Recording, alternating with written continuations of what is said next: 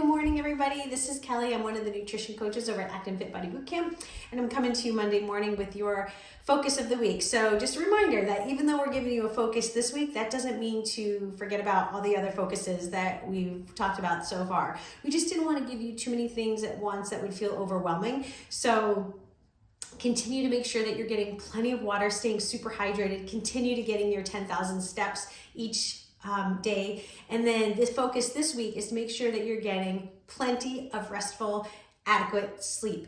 So for each person, that's going to look different. How much sleep do I need? This is something people ask a lot. This is where I think just listening to your body, we really need to tune in and think about what our body needs. So typical adult needs somewhere between 7 and 10 hours of sleep during the best conditions.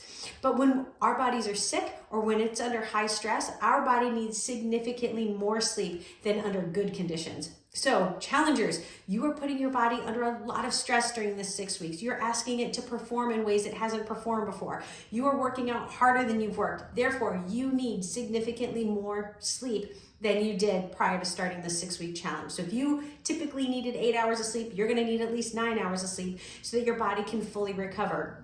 So why is sleep so important? It is going to be probably the number one dictator on how the rest of your day goes the next day. And that sets us up for sleep. How much sleep we get determines our hormone levels, our oxytocin levels, our cortisol levels, our leptin, ghrelin, all of these hormones that are going to affect our metabolism, how quickly and easily we are able to metabolize the food that we consume, how we feel. Our sleep is going to determine our ability to make good food choices, because it's going to affect our insulin levels. When we're not getting enough sleep, our insulin levels are high. And you guys know, I talk about this all the time. When our insulin levels are elevated and our glucose levels are elevated, our body's in storage mode. It wants to hang on to everything that we are consuming. We are not burning through our stored fat. So sleep is super important for keeping that metabolism revved up, keeping your mood up, and keeping your energy levels up and your ability to make good choices and keeping those hormones up and producing in the adequate amount that we're expecting them to produce and operate so our body can perform at optimal levels. So you've probably heard lots of different tips on how to get good sleep. So I'm going to introduce just a couple in addition to that. So first thing, one of the best things you can do for sleep is what you do first thing in the morning, and that is making sure you get outside in adequate sunlight for at least 30 minutes. And that's going to set your circadian rhythm and get you all set up for a really good night's sleep every single day. Getting out there, getting that direct sunlight for at least 30 minutes. It could be a walk in the morning, which is going to be a great way to start your day, or a run, however you want to start that day, but getting outside is super important. Second thing is going to be controlling your blood glucose levels. This is super important for getting a restful night's sleep. It's one thing to say I got 8 hours of sleep, but if you got 8 hours of terrible sleep, that's not good enough. You need 8 hours of restful sleep, and our blood glucose levels are going to affect how well we sleep. So what often happens is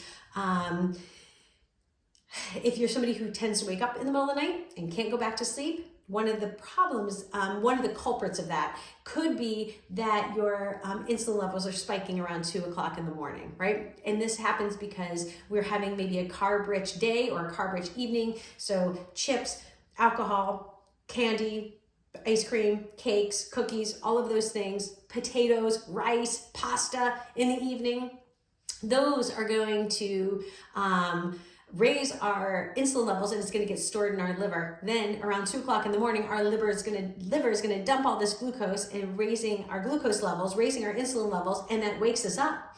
Our bodies naturally, first thing in the morning, have an increase in glucose levels, an increase in insulin levels. It's what helps get our bodies up and ready to start the day. This is very natural and very healthy when it's first thing in the morning and it's naturally occurring. But what happens is when we're having these really carb heavy, sugar heavy diets, especially in the evening, our liver can't process all that and just dumps all this glucose into our system. And at 2 o'clock in the morning, it's waking us up. So this is why it's gonna be super important to control those sugars, those carbs, those that glucose spiking food that we have, especially in the evening, so that you can have a restful sleep. Obviously, avoiding alcohol is going to help you have a restful sleep. There is nothing about alcohol that is adding any health benefits to your body. So just kind of eliminating that is going to help you also get really good sleep. One of the other things to think about for getting a really good restful night of sleep is your magnesium levels. 80-ish% of people in the United States living in the United States are magnesium deficient. This is for a variety of reasons. A lot of things can cause our body to deplete through its magnesium. One, our foods that we're eating, even if like we're eating magnesium rich foods, the soils have been depleted.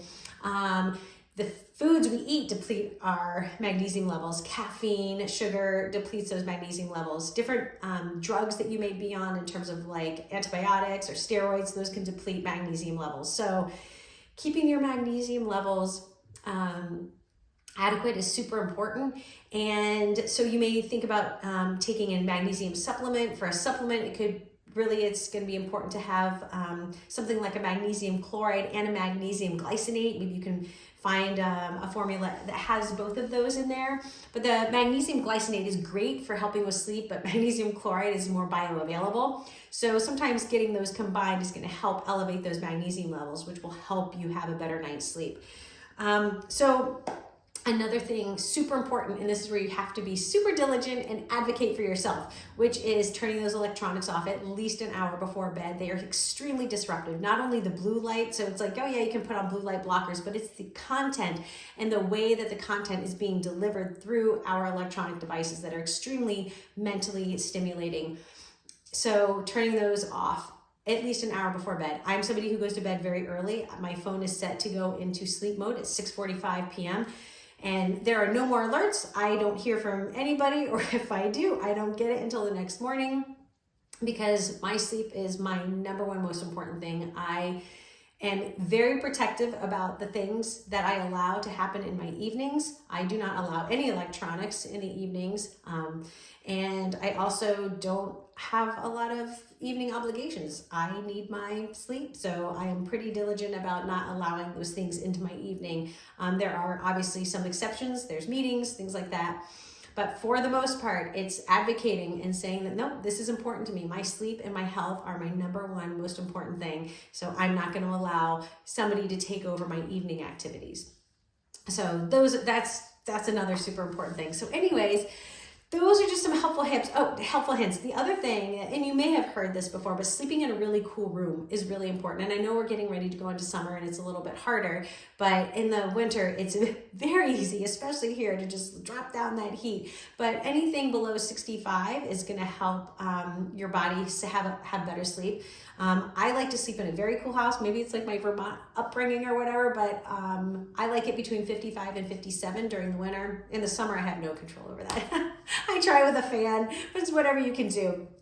Oh, also, parents, I hear you. There are a lot of us that do not have a lot of control about the amount of sleep we get and the quality of sleep we get. I hear you loud and clear, and I know that those are things you can't control. My oldest daughter did not sleep at all for probably the first 8 years of her life. So I know that it is not easy. And I'm not talking about these things that come into our day that we can't control. I'm talking about the things we can't control. So control the things you can control and just grin and bear it and do everything you can to get through those young childhood years. I know it's a struggle. I know it's hard. I have been there.